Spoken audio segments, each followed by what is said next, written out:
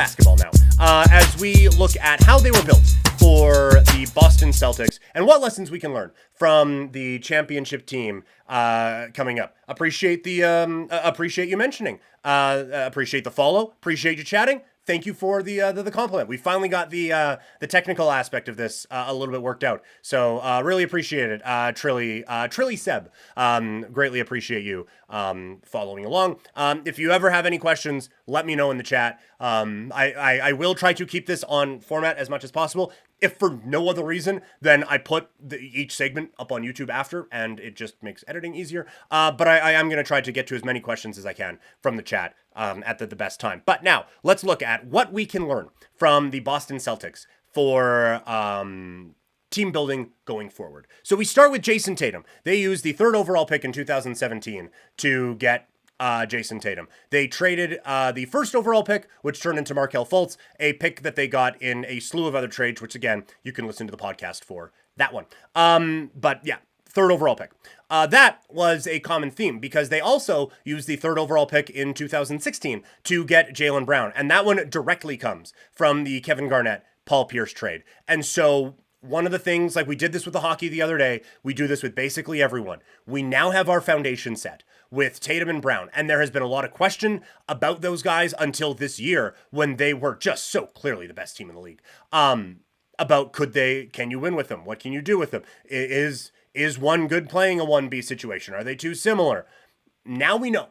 And I do still think the payment of Jaylen Brown is going to be detrimental to this team moving forward. But for right now, you have one of the best players in the league, so whatever. So now your foundation is set. How do you build up on that foundation? They go out and get Drew Holiday. They acquire him from Portland for Malcolm Brogdon, Robert Williams, a 2024 first that turns into Bud Carrington, and a 2029 first that we'll just worry about later. And so Drew Holiday is absolutely one of those, like not the foundation tier, but one of those next guys above a role player, but below a superstar player that help you win. He was so integral to so many wins for the Boston Celtics in the postseason. And a phenomenal get. And really, like they tried it with Brogdon, they tried it with Williams. The first round picks don't matter to them, so just go for it. We'll talk a little bit more about that in a little bit. Derek White. They acquire him from San Antonio for Romeo Langford, Josh Richardson, a 2022 first, which turns into Blake Wesley, and a 2028 first, which obviously hasn't happened yet. Again, he was such a great pickup for a team that kind of needed a point guard, or not kind of, needed a point guard, and they were able to go out and kind of pinpoint a guy who was going to fit in this offense. Defensively, he is brilliant as well. Like he just... all those little things that you need to win, he does those in spades. Amazing. Unbelievable. Like, I am such a big fan of this guy, and he was so important to this team. Kristaps Porzingis, they acquire him in a 3-team trade. They acquire him and a 2024 first. Those go to Boston for Marcus Smart, Danilo Gallinari. I don't think they had to give up any other picks in that particular trade. So this is where some of the smart team building in this process comes along. Because you get Porzingis, who, like, again, part of what made Boston so successful this year, they did get best case scenario from basically everyone. But you kind of need that, right? Like, again, you look over my shoulder here. There is a poster or a painting of Kawhi Leonard.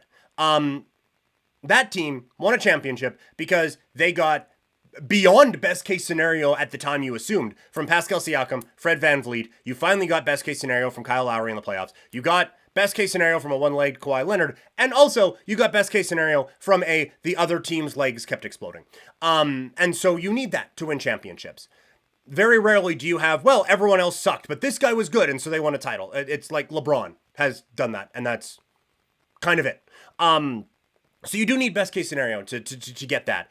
And you got that from guys like Porzingis, from White, and from Holiday, and some others as well. But Porzingis, we all knew what he could be.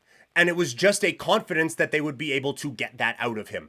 And they did. And he just fit in what they were looking to do so well. If you wanted to like flash out and guard him, well, okay, now your rim protection's gone. And Tatum and Brown can just fucking annihilate you getting to the rim. And if they're going to, if they're just going to leave him, he can beat you from three. And then, okay, well, whatever, he can also beat you off the dribble, and he's a big dude, so he can beat you down low. When he is healthy and when he is on, he is such a difficult player to defend, and it just complemented everything so well. The other part of this, they were able to get a first-round pick in that because they were bringing in Porzingis and just kind of taking him off of the hands of people. Also, that there was a high value of Smart at the time.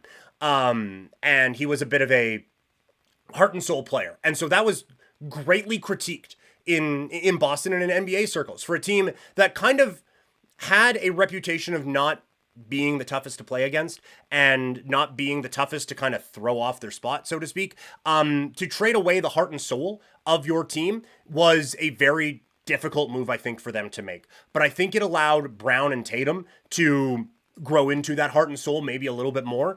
Not saying that Marcus Smart was holding them back at all. I think Marcus Smart is absolutely a championship level player if he can fit into the certain role that he needs to fit into. But it kind of forced Brown and Tatum to step up in those ways, and it allowed for room for Derek White and for Jrue Holiday to really kind of flourish, and they ended up kind of being better versions of Smart anyway. But long way of saying, they get a first-round pick in this. They use that first-round pick and flip it in the Jrue Holiday trade. So you go out and get a very key part of your offense and your championship run, and you are able to bring in another asset that you use to then go out and create more of that foundation and more of that championship pedigree with the acquisition of a Jrue Holiday. Al Horford, he gets acquired in a deal along with Moses Brown and a 2023 second for Kemba Walker, a 2021 first, and a 2025 second.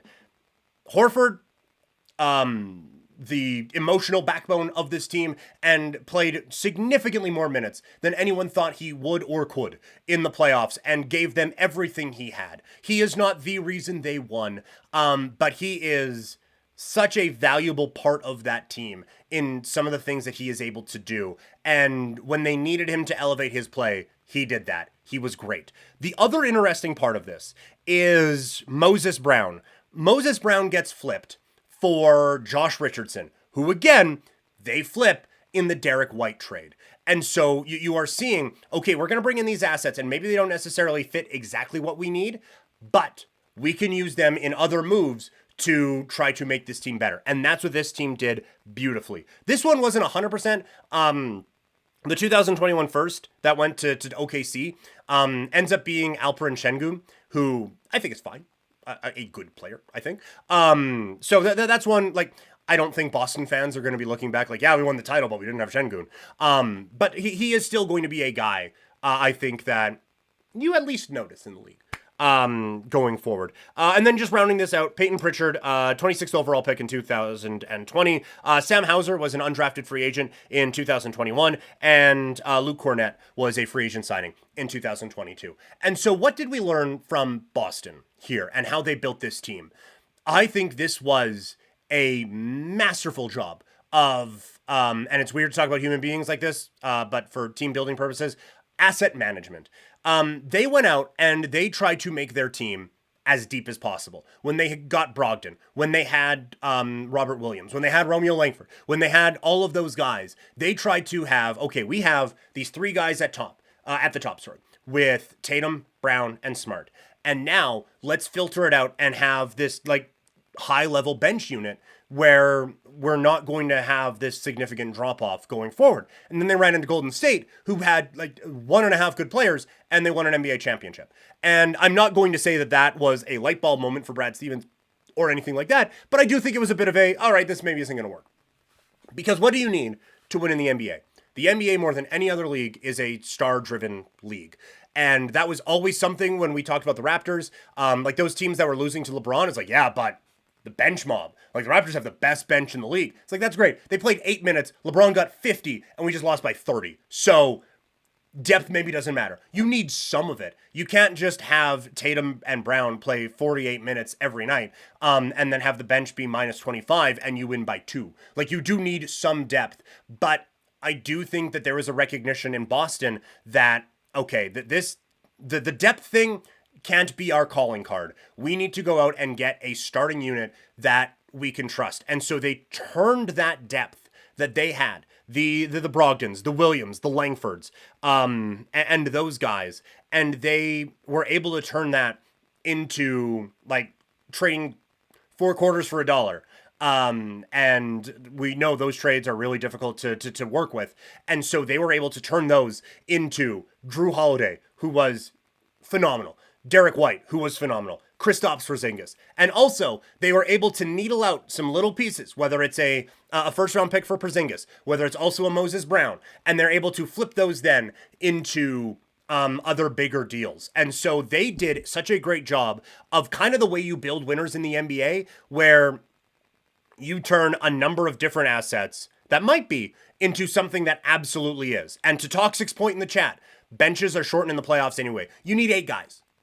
You can do it with one really good one. But you need 8 guys that you can throw out there. You need, I would say, probably 1 to 2 at this point, really, really, really good guys. And then you need probably like 3 or 4 quite good guys, and then a couple of bench dudes who can help. And that is how Boston built this team. And so it was such a great recognition of, okay, what's our championship foundation? Tatum and Brown. Let's build around it. Marcus Smart maybe doesn't fit the ways that we need. We kind of need a bit more of a ball mover. So let's go out. Let's get a Derek White who fits in this role really well. Okay, well, now we don't really need Marcus Smart. Let's go get Kristaps Porzingis, who provides a shooting option that we really don't have. I know Tatum thinks he is that. He's not. We don't really have that length out there, both in terms of, like, stretching the floor, and also he is a big, long, tall guy. And so that provides rim protection that they didn't really need, or didn't really have, because they also moved Robert Williams, who couldn't stay healthy, for Drew Holiday. They just had such a great recognition of what pieces worked, what pieces didn't, and then taking those didn'ts and fitting them onto other teams to get more pieces that worked with their group. It is a phenomenal job of asset management. And so when you hear later on this year, yeah, maybe they don't have the star power, but this team's deep, that equals first or second round exit. You want to get to this championship point, deep kind of don't mean shit. You need Tatum to step up, you need Brown to step up, and you need those secondary pieces to be at a championship level to go out and hoist that Larry O.B.